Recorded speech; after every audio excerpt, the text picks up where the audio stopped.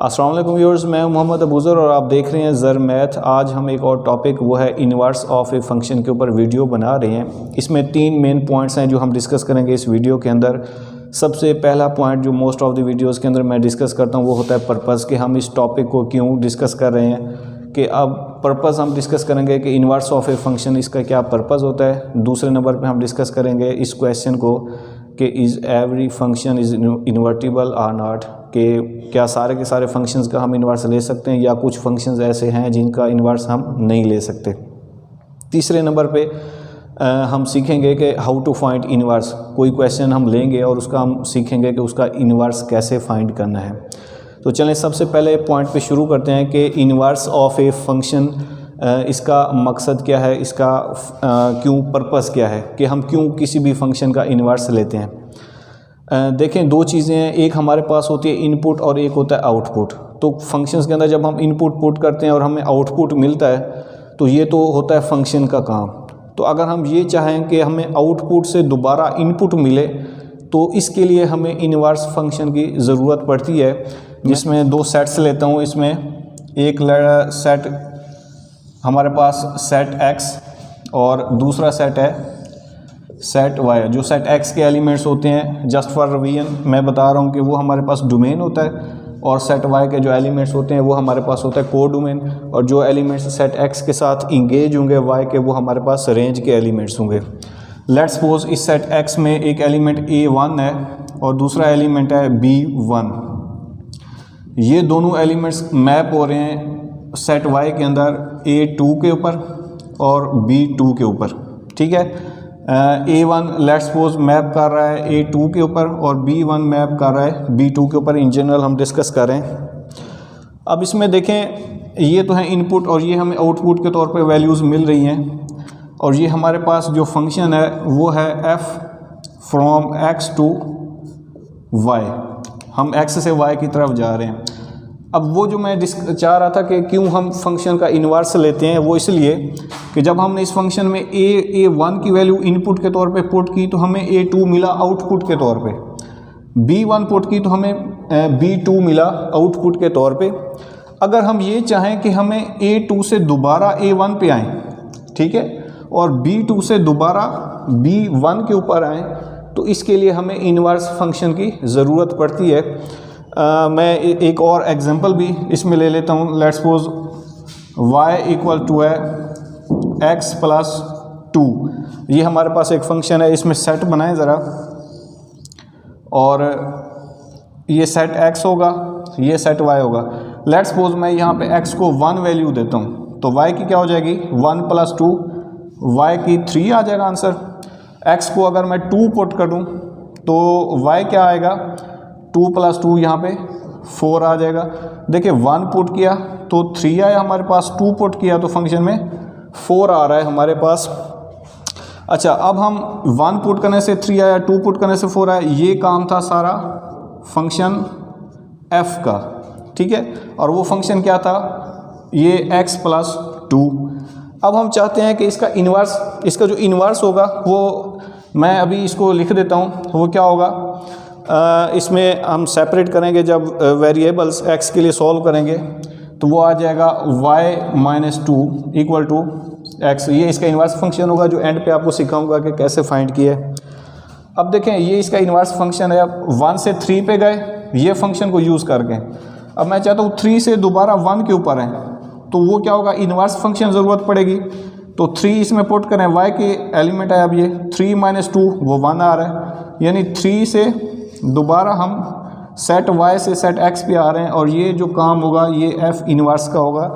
Function f inverse यानी inverse of a function का होगा, कि पहले आप सेट x से सेट y में गए, वो फंक्शन का काम था, फंक्शन लेके गया हमें, फिर सेट y से दोबारा सेट x के ऊपर जो हम आए वो हमें इन्वर्स ऑफ ए फंक्शन लेके आया।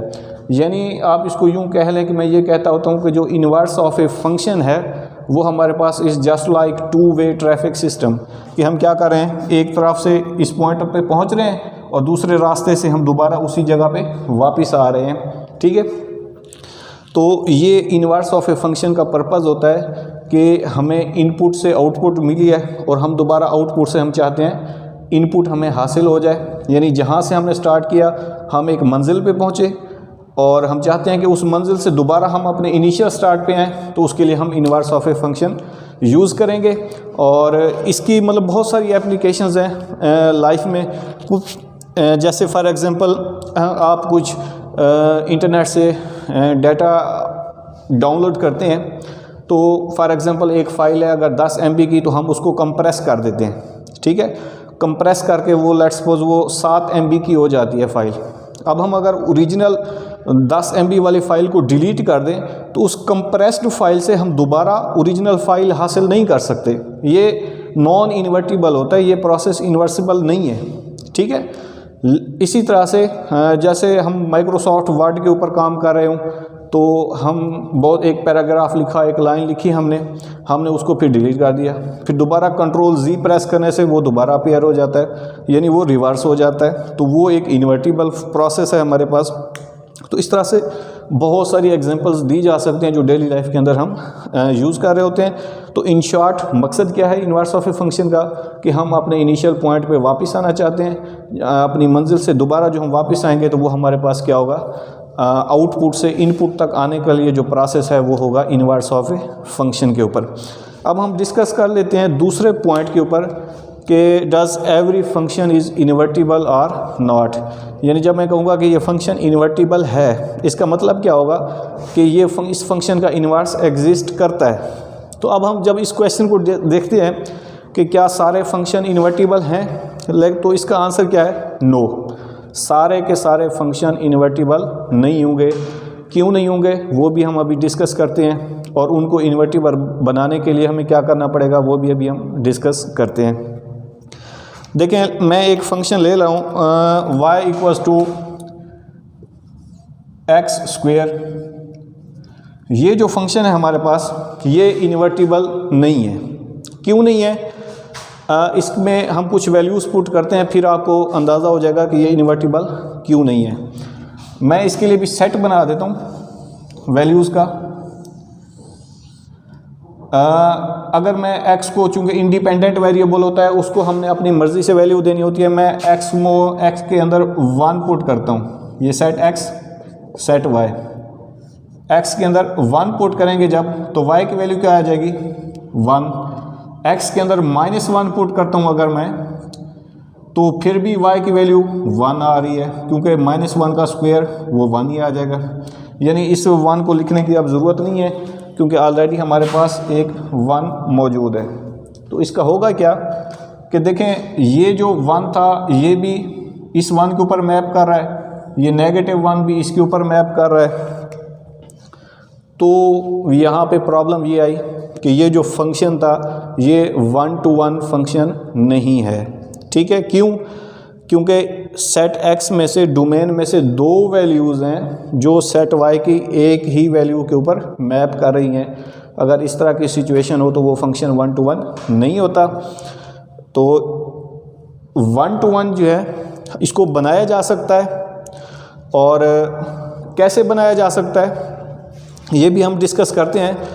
तो उससे पहले आप ये समझ लें कि किसी भी फंक्शन के इन्वर्टिबल होने के लिए कि उसका इन्वर्स एग्जिस्ट होना अगर ज़रूरी है, तो उसके लिए ज़रूरी है कि वो फंक्शन 1-to-1 हो। यानी 1-to-1 का मतलब है कि हर एलिमेंट के लिए उसका एक ही इमेज हो, यानी 1-to-1 कॉरस्पॉन्डेंस हो।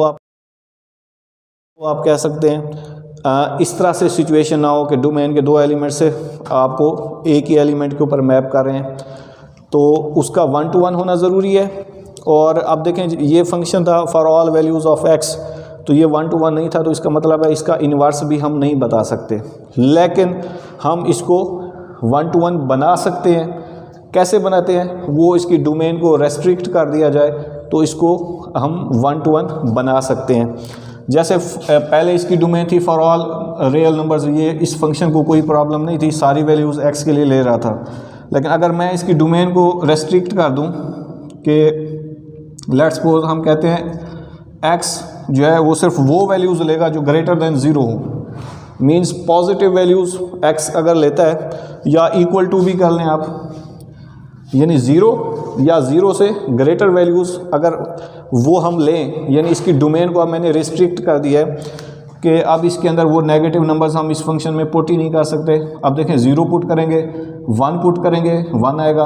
अब चूंकि -1 पे इसको प्रॉब्लम आ रही थी, वो 1 to 1 नहीं हो रहा था, -1, तो अब हम पुट ही नहीं कर सकते क्योंकि डोमेन हमने इसमें रेस्ट्रिक्ट कर दिए। तो वो फंक्शन अब जो है इस रेस्ट्रिक्टेड डोमेन के साथ वो फंक्शन इन्वर्टिबल है, लेकिन नेचुरल डोमेन के साथ ये फंक्शन इन्वर्टिबल नहीं था। तो आप ये काम भी कर सकते हैं कि कोई फंक्शन अगर इन्वर्टिबल नहीं हो रहा तो आप उसकी डोमेन को रेस्ट्रिक्ट कर दें। एक तो ये तरीका था कि मैपिंग से आप देख लें सेट एलिमेंट्स ड्रा करके। दूसरा, अगर ग्राफ से भी पता चल सकता है कि ये फंक्शन 1 to 1 है या नहीं है, तो वो ग्राफ के लिए क्या होता है कि इसी फंक्शन का अगर हम ग्राफ ड्रा करें, कुछ पैराबोलिक टाइप ही हम ड्रा करते हैं, तो ये इस फंक्शन का ग्राफ कुछ इस टाइप से लेट्स सपोज बनता है। तो हम क्या करेंगे, अब हम ग्राफिकली देख रहे हैं कि ये फंक्शन 1 to 1 है या नहीं है, या आपसे ये क्वेश्चन भी पूछा जा सकता है कि बताएं ये जो ग्राफ है ये इसका इन्वर्स एग्जिस्ट करेगा या नहीं करेगा। अब इस ग्राफ के पीछे चाहे जो भी फंक्शन हो, सिर्फ आप इसी ग्राफ को देख के बताएं कि ये इन्वर्टिबल है या नहीं है। उसके लिए हमारे पास एक सिंपल सा टेस्ट है और वो है हॉरिजेंटल लाइन टेस्ट।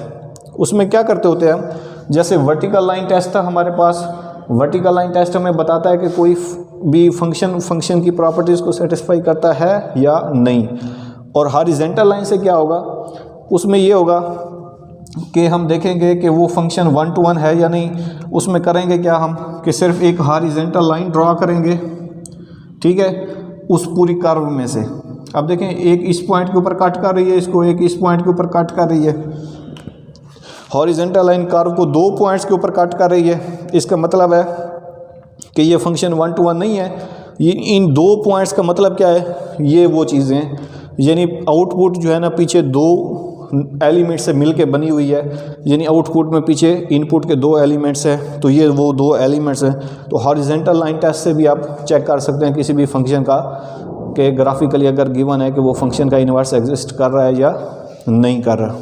अच्छा जी, अब हम जो है ना ये सीखते हैं कि किसी भी फंक्शन का इन्वर्स कैसे फाइंड करना है। ये हमारे पास एक फंक्शन गिवन है f(x) = 2x + 1 over x - 1। ये एक रैशनल फंक्शन है और इसका हमने क्या करना है, इसका इन्वर्स फाइंड करना है। तो इसका इन्वर्स फाइंड करने के लिए एक ही मेथड है, तो वो आप सीख लें, ठीक है। तो वो उसके लिए क्या होगा, सबसे पहला काम जो इन्वर्स किसी भी फंक्शन का इन्वर्स फाइंड करने के लिए आपने करना है कि जो f(x) है आपने उसको y के इक्वल पुट करना है और 2x + 1 over x - 1 आ जाएगा। अब देखिए पहले जो ओरिजिनल फंक्शन है वो y के लिए सॉल्व किया हुआ है, यानी y एक साइड पे है, बाकी सारे वेरिएबल्स दूसरी साइड पे हैं। तो इन्वर्स फंक्शन फाइंड करने के लिए आपने क्या करना है, उसको x के लिए सॉल्व कर लेना है। यानी अब आपने क्या करना है, x को सब्जेक्ट बनाना है, यानी आपका जो x वेरिएबल है वो एक साइड पे हो और बाकी जितने भी वेरिएबल्स हैं, जो भी चीज़ें कांस्टेंट के साथ, वो दूसरी साइड के ऊपर आपने शिफ्ट करना है। अब इसके लिए करने के लिए हम क्या करेंगे, इसको क्रॉस मल्टीप्लाई कर देंगे और वो क्या हो जाएगा, ये आ जाएगा y × x - 1 = 2x + 1 आ जाएगा। अच्छा, अब y को मल्टीप्लाई करें तो yx - y = 2x + 1 आ जाएगा। अब हमने चूंकि x के लिए सॉल्व करना है तो 2x को इधर शिफ्ट करें तो yx - 2x हो जाएगा = 1 + y को आप उधर शिफ्ट किया हमने। तो इसमें से देखें x कॉमन लें अगर, तो क्या आ जाएगा, y - 2 = 1 + y। और हमने चूंकि x की वैल्यू फाइंड करनी है अब इन्वर्स के लिए, तो x है y - 2 को डिवाइड करके इधर लें 1 + y over y - 2। अब देखें पहले जो हमारा फंक्शन था वो y के लिए था, हमने उसको x के लिए सॉल्व कर लिया। अब देखें x को हमने सब्जेक्ट बना दिया। अब x = है 1 + y over, यानी आपने सिर्फ एक छोटा सा स्टेप और करना है कि ये x = है 1 + y over y - 2 है। अब देखें चूंकि हमारा ओरिजिनल फंक्शन x में था तो हम चाहते हैं कि ये y जो हमारा इन्वर्स फंक्शन है वो भी x के अंदर ही आए। तो हम क्या करेंगे, इस x और y की वैल्यू को स्वैप कर देंगे, just swap x and y, यानी जहाँ पे x है वहाँ पे y कर दें और जहाँ पे y है वहाँ पे x कर दें। तो y x की जगह y आ जाएगा, y equals to 1 plus x over sorry यहाँ पे हम x यूज़ करेंगे, y की जगह x माइनस 2। अब देखें ये हमारा इन्वर्स फंक्शन आ जाएगा, ठीक है। अब देखें y चूँकि हमने x का इन्वर्स फाइंड किया है तो y को आप यहाँ पे बेशक यूँ भी रिप्लेस कर सकते हैं f इन्वर्स ऑफ x, या आप इसको x plus 1 over x minus 2 कर देते हैं। तो ये देखें हमारे पास ये इन्वर्स फंक्शन आ गया है। जो हमारे पास ओरिजिनल फंक्शन था उससे हमने उसका इन्वर्स फाइंड किया है। करना क्या है, दोबारा सुन लें कि इक्वेशन थी y इक्वल्स टू इसमें x की फॉर्म में, हमने क्या किया उसको x के लिए सॉल्व कर लिया, यानी x को हमने सब्जेक्ट बना दिया, बाकी सारी टर्म y के अंदर आ गई। फिर हमने क्या किया कि x और y की इंटरचेंज कर दिया, स्वैप कर दिया, जस्ट जहाँ पे x था वहाँ पे y और जहाँ पे y था वहाँ पे x कर दिया, ताकि हम चाहते हैं कि ओरिजिनल फंक्शन की तरह हमारा इन्वर्स फंक्शन भी x के अंदर हो। तो ये हमारे पास उसका क्या आ गया इन्वर्स, एंड पे लास्ट पे हमने y को सिर्फ f इन्वर्स ऑफ x लिख दिया। तो इस तरह से हम इसका इन्वर्स हमने फाइंड कर लिया। अच्छा, अब हमारे पास एक दूसरा हमने लिया है इक्वेशन और फंक्शन, और वो है क्यूबिक, और हमने इसका इन्वर्स फाइंड करना है। अब इसका इन्वर्स के लिए सबसे पहले वही फर्स्ट स्टेप सबके अंदर सेम है कि f ऑफ x को आपने y पुट करना है। तो ये हो जाएगा 3x क्यूब प्लस 7। फिर आपने क्या करना है, x के लिए सॉल्व करना है और सबसे पहले 7 को इधर शिफ्ट करें, तो ये y minus 7 equal to 3x cube हो जाएगा। अब 3 को डिवाइड कर दें बोथ साइड्स, तो y minus 7 over 3 equal to x cube हो जाएगा। हमें चाहिए सिर्फ x, तो दोनों तरफ क्या लेंगे, क्यूब रूट ले लेंगे, यानी y माइनस 7 ओवर 3, इधर भी 1 ओवर 3 और x क्यूब है, इधर भी 1 ओवर 3, तो ये तो कैंसिल हो जाएगा। तो सिर्फ हमारे पास क्या रह जाएगा, x इक्वल्स टू ये सारा फंक्शन आ जाएगा y माइनस 7 ओवर 3, इसकी पावर है 1 ओवर 3। अब देखें ये हमने x के लिए सॉल्व कर लिया, और दूसरा स्टेप हमने क्या करना है कि जहाँ x है वहाँ पे y लिख देना है और जहाँ पे y है वहाँ पे x उसको वैल्यू उसको स्वैप कर देना है जस्ट। तो ये x y हो जाएगा अब, और यहाँ पे हो जाएगा ये x माइनस 7 ओवर 3 और इसका 1 ओवर 3 पावर आ जाएगा। और अगेन लास्ट पे हमने सिर्फ क्या करना है, y को f इनवर्स ऑफ x लिखेंगे, x minus 7 over 3 and 1 over 3 आ गया हमारे पास, वो उसका क्या आ गया इन्वर्स फंक्शन। तो इस तरह से आप किसी भी फंक्शन का इन्वर्स फाइंड कर सकते हैं। करना क्या है कि पहले y के इक्वल करेंगे, फिर उसको x के लिए सॉल्व कर दें, फिर x और y को स्वैप कर दें और रिज़ल्ट आपके पास आ जाएगा। तो उम्मीद है आज का लेक्चर आपके लिए हेल्पफुल होगा। तो अपनी सजेशंस ज़रूर कमेंट सेक्शंस के अंदर बताएं और चैनल को सब्सक्राइब ज़रूर करें, शेयर करें। बहुत शुक्रिया, अल्लाह हाफिज़।